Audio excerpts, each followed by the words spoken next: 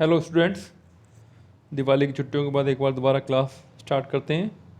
Chapter था financial management. Last class के अंदर हमने कैपिटल स्ट्रक्चर को पढ़ा था। इस क्लास के अंदर हम फिक्स्ड एंड वर्किंग कैपिटल के बारे में पढ़ेंगे।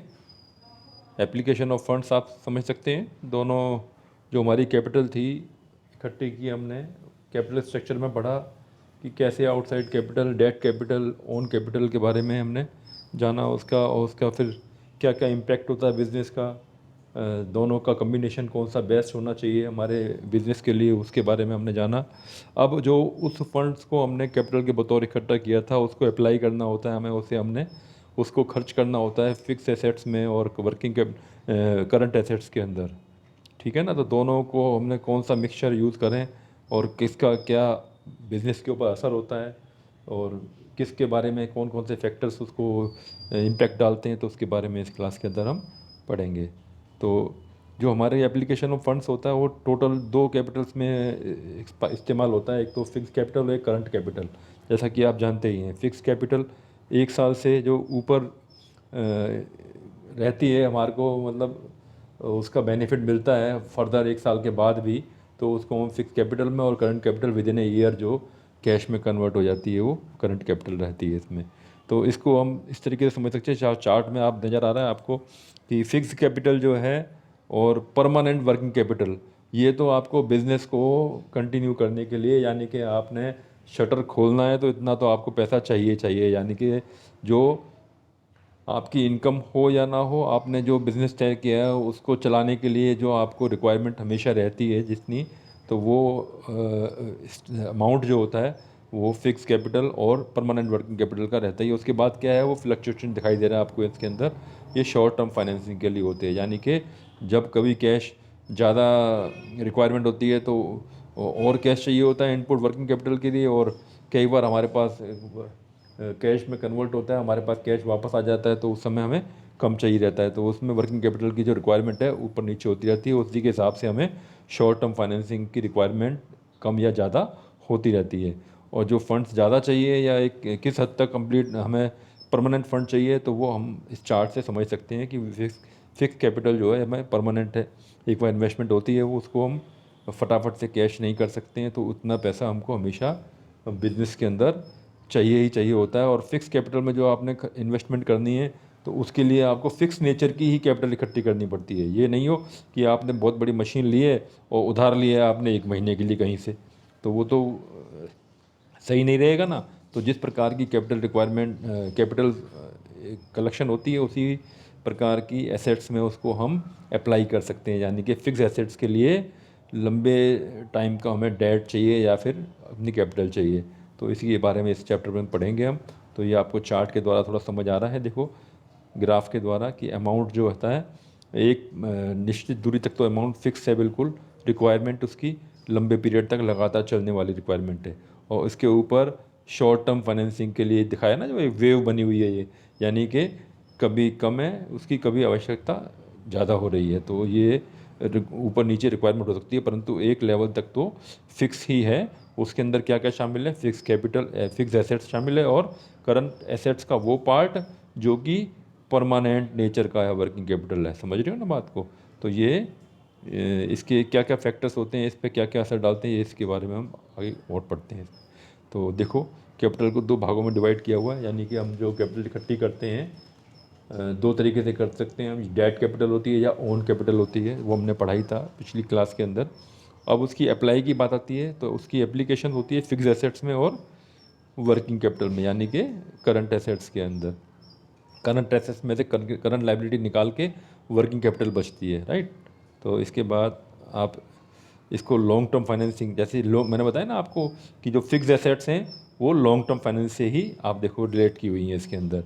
इसी प्रकार से शॉर्ट टर्म फाइनेंसिंग से रिलेट की हुई हैं आपकी टेम्परेरी वर्किंग कैपिटल, यानी कि करंट एसेट्स में से करंट लाइबिलिटी घटाते हैं। उसके बाद एक होता है परमानेंट वर्किंग कैपिटल, यानी कि जितनी वर्किंग कैपिटल तो आपको चाहिए ही चाहिए, उससे कम में तो आपका काम चलेगा ही नहीं, तो वो दोनों फंड्स उसमें इस्तेमाल हो सकते हैं, शॉर्ट टर्म फाइनेंसिंग भी और लॉन्ग टर्म फाइनेंसिंग भी।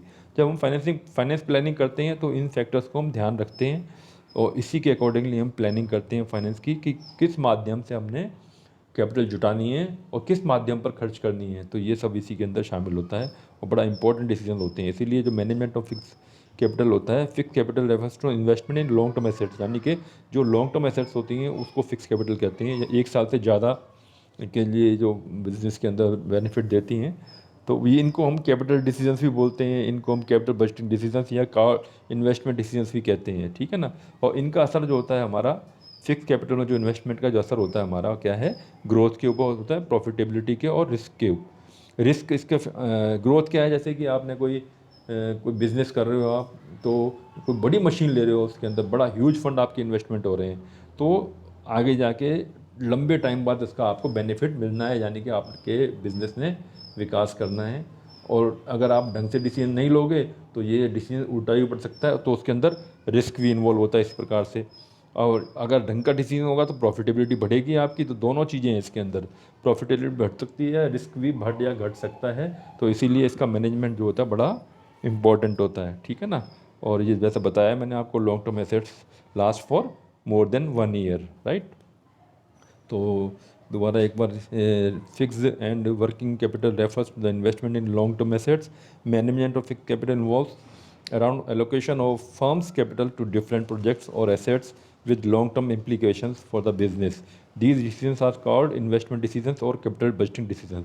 इनको हम, ये छोटा एक नंबर का क्वेश्चन आया था कई बार कि फिक्स कैपिटल के डिसीजंस को क्या कहते हैं, तो इनको इन्वेस्टमेंट डिसीजन भी कह सकते हैं और कैपिटल बजटिंग डिसीजंस भी कहे जाते हैं। ये रोज़ रोज़ नहीं बदले जाते डिसीजंस, इसलिए जब भी एक बार डिसीजन लेंगे तो इसके ऊपर बहुत ज़्यादा हम ध्यान देकर इस डिसीजंस को लेते हैं। They affect the growth, profitability and risk of the business in the long run. ये तीनों के तीनों जो हैं आपके कीवर्ड्स हैं इसे समझने के लिए, क्योंकि किसी भी बिज़नेस की ग्रोथ या उसके ऊपर रिस्क हो सकता है बहुत ज़्यादा, या इसके प्रॉफिटेबिलिटी का कम या ज़्यादा काफ़ी इसके अंदर इम्पैक्ट डालते हैं। तो ये डिसीजंस जो होते हैं, अभी तो आप इन्वेस्टमेंट कर रहे हो, लॉन्ग रन के अंदर इसकी बेनिफिट निकल के आने हैं, यानी कि भविष्य के गर्भ में छुपा हुआ है सब कुछ, इसका जो इम्पैक्ट पड़ना है, तो इसलिए इसको बहुत ज़्यादा एनालाइज करके और समझदारी से डिसीजंस लिया जाता है। इसीलिए हम इस चैप्टर को अलग से पढ़ रहे हैं। तो इसको हम दोबारा थोड़ा एलेबोरेट कर लेते हैं। इसके जो फैक्टर्स होते हैं कि इसे इफ़ेक्ट करने वाले, यानी कि factors affecting the requirement of fix capital. तो ये मैंने आपको पहले एक थोड़ा सा शॉर्टकट में आपको बताया है इसके अंदर, स्लाइड के अंदर, कि कौन कौन से फैक्टर्स होते हैं।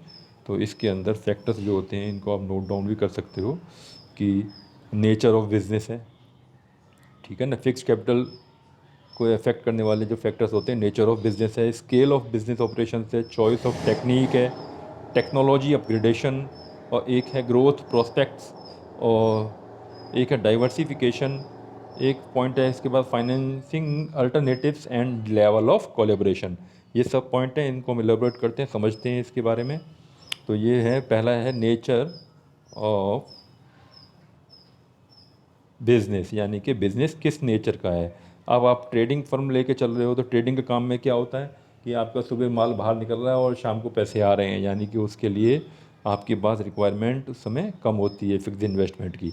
और मैन्युफैक्चरिंग ऑर्गेनाइजेशन होते हैं, उसके अंदर रिक्वायरमेंट ज़्यादा होती है, क्योंकि आपके प्लांट एंड मशीनरी और रॉ मटेरियल वगैरह काफ़ी उसमें इन्वॉल्व होता है, तो आपको जो है ज़्यादा आपको फिक्स कैपिटल की आवश्यकता उसके अंदर होती है, ठीक है ना।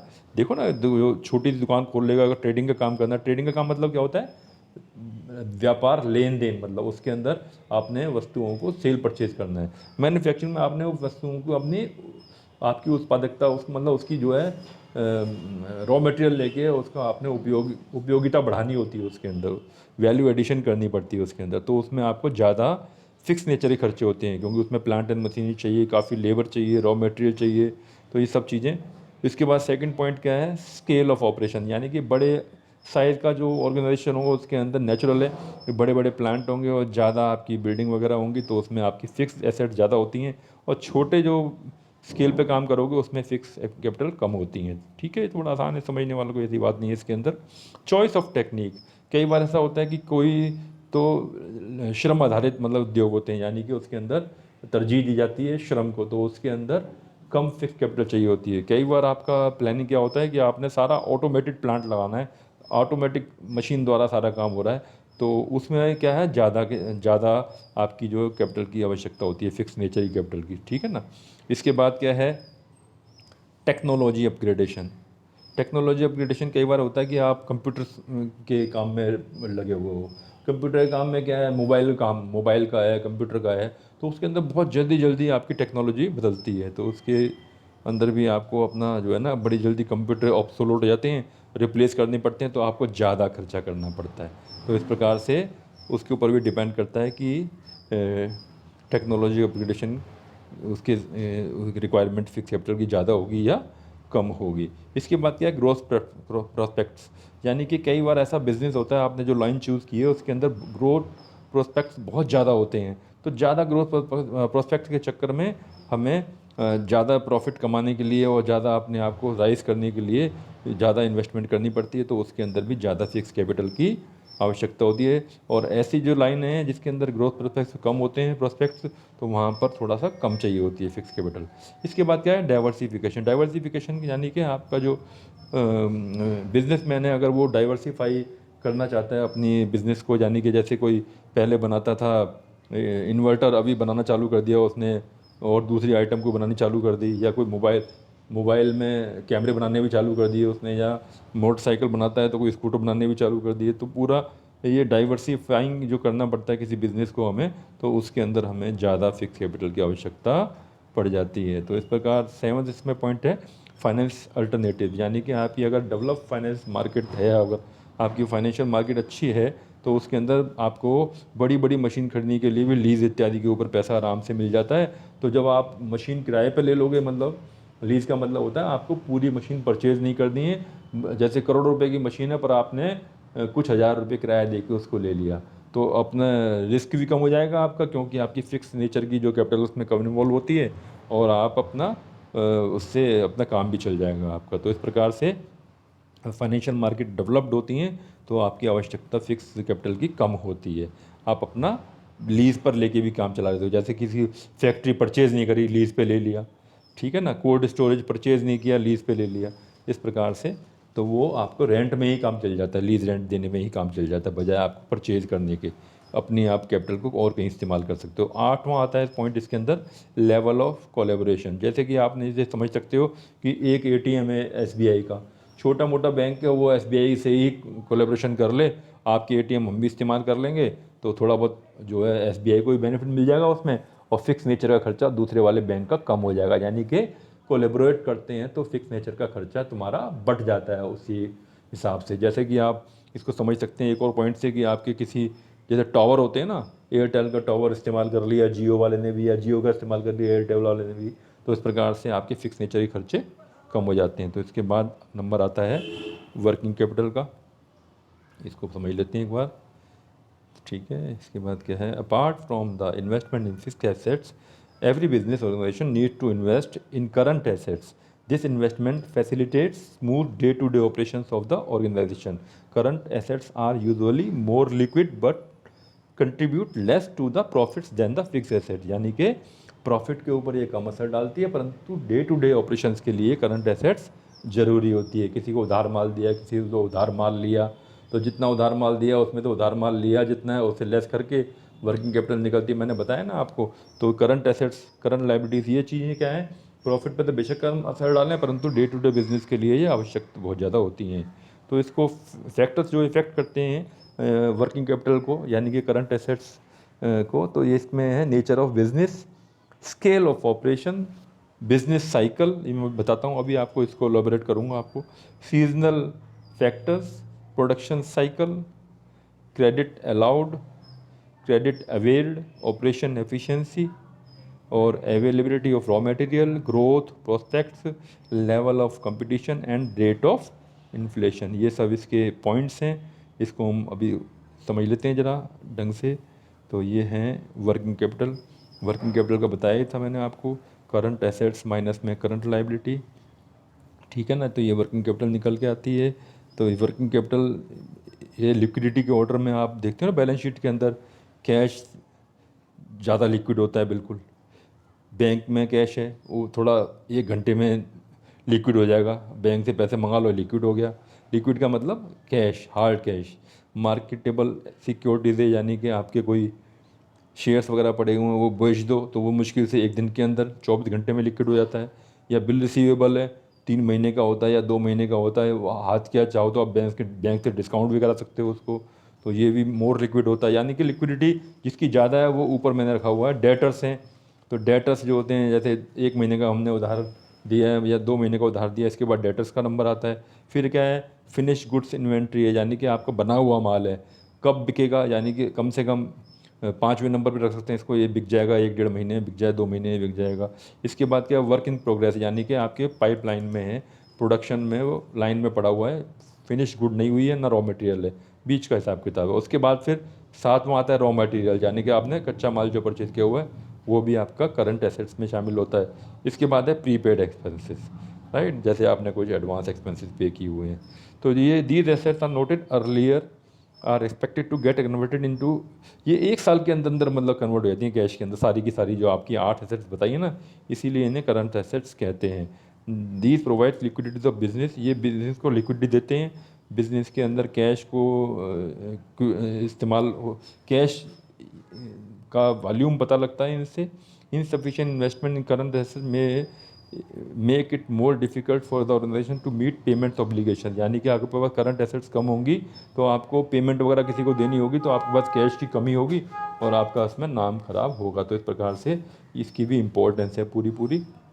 बेशक ये प्रॉफिटेबिलिटी नहीं बढ़ाती है, परंतु फिर भी ये आवश्यक है। Hence a balance need to be struck between liquidity and profitability, यानी कि हमें बेशक प्रॉफिटेबिलिटी नहीं बढ़ा रही है पर फिर भी हमने लिक्विडिटी को मेंटेन करना पड़ता है। करंट लायबिलिटीज़ जैसा बताया आपने, 1 साल के अंदर अंदर जो पेमेंट करनी होती है तो करंट लायबिलिटीज़ होती हैं। इसको भी क्रम वाइज देखेंगे तो हम बिल्स पेबल हैं, क्रेडिटर्स हैं, आउटस्टैंडिंग एक्सपेंसेस हैं and advances receipt from customers हैं। तो ये सब करंट लाइबिलिटी हो गई। इसके बाद आपके जो फैक्टर्स मैंने बताए थे ना अभी आपको, इन फैक्टर्स को हम पढ़ लेते हैं एक बार। नेचर ऑफ बिजनेस के ऊपर डिपेंड करता है वर्किंग कैपिटल जो रिक्वायरमेंट है। तो अगर आपकी कोई the basic nature of business influence the amount of working capital required. Trading organisation usually smaller, जैसे कि मैंने बताया ना आपको, ट्रेडिंग इन बिजनेस है तो आपको कम से कम पैसा चाहिए होता है, ठीक है। और अगर आपका मैन्युफैक्चरिंग यूनिट है तो ज़्यादा आपको वर्किंग कैपिटल चाहिए होती है। तो इस प्रकार से सेकंड पॉइंट है इसके अंदर है स्केल ऑफ ऑपरेशन है। ज़्यादा बड़ा बिजनेस है तो वही सेम वाला इसके अंदर पॉइंट है। ज़्यादा बड़ा बिजनेस है तो ज़्यादा अमाउंट चाहिए इसको, कम बिजनेस है तो कम स्केल का बिजनेस है तो कम चाहिए। डिफरेंट पर बिजनेस साइकिल का मतलब क्या होता है, यानी कि कभी मार्केट में बूम आता है तो कभी मार्केट ठंडी पड़ी होती है, मंदी होती है मार्केट के अंदर। तो बूम के टाइम पर ज़्यादा है नेचुरल चाहिए और अदरवाइज़ आपकी रिक्वायरमेंट कम कैपिटल होती है। बूम के टाइम पर ज़्यादा क्यों चाहिए, क्योंकि ज़्यादा सेल होती है, ज़्यादा सेल होगी तो ज़्यादा प्रोडक्शन करना पड़ेगा और ज़्यादा माल लेना पड़ेगा। तो इस प्रकार से सारी चीज़ों में कैपिटल रिक्वायरमेंट ज़्यादा हो जाती है, वर्किंग कैपिटल रिक्वायरमेंट, ठीक है।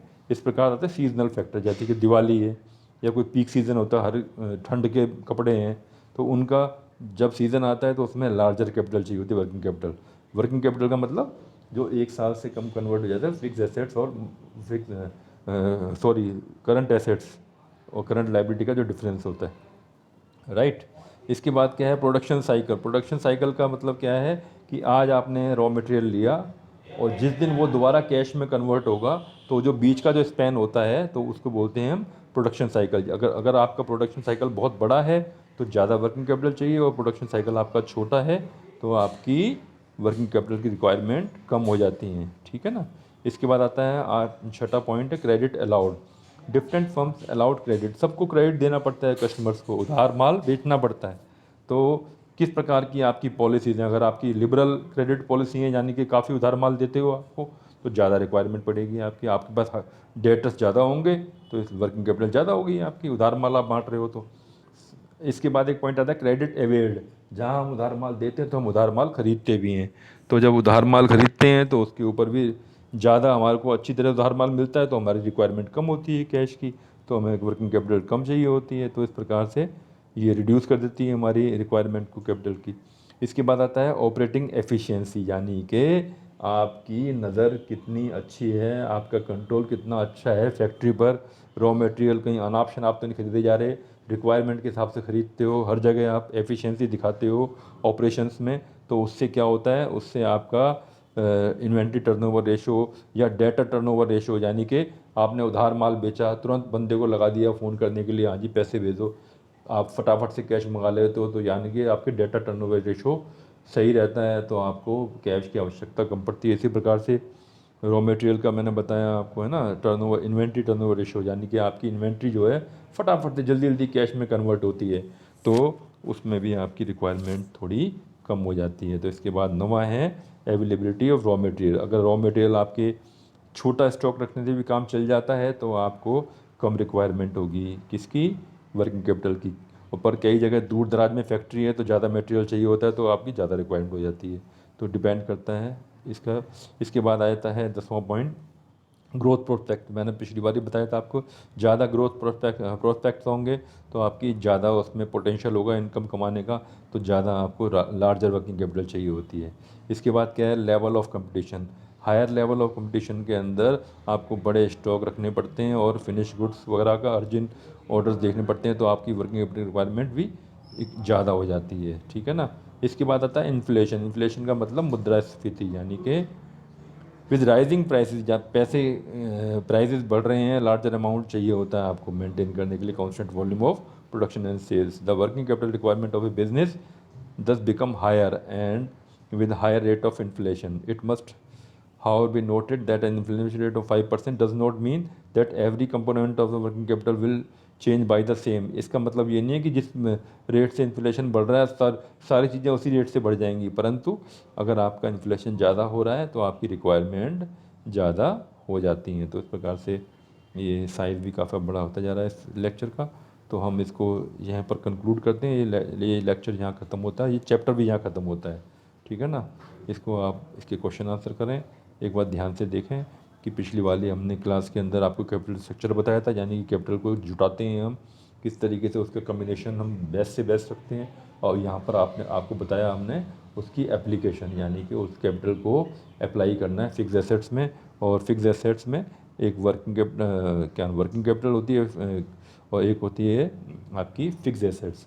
करंट एसेट्स और करंट लायबिलिटी का जो डिफरेंस होता है that is called working capital. इसमें वर्किंग कैपिटल भी दो तरीके की होती है, एक तो फिक्स नेचर की होती है, यानी कि जितना अमाउंट आपको चाहिए उसके बिना तो आपका काम चलेगा ही नहीं चलेगा, जैसा हमने चार्ट में देखा था पहले।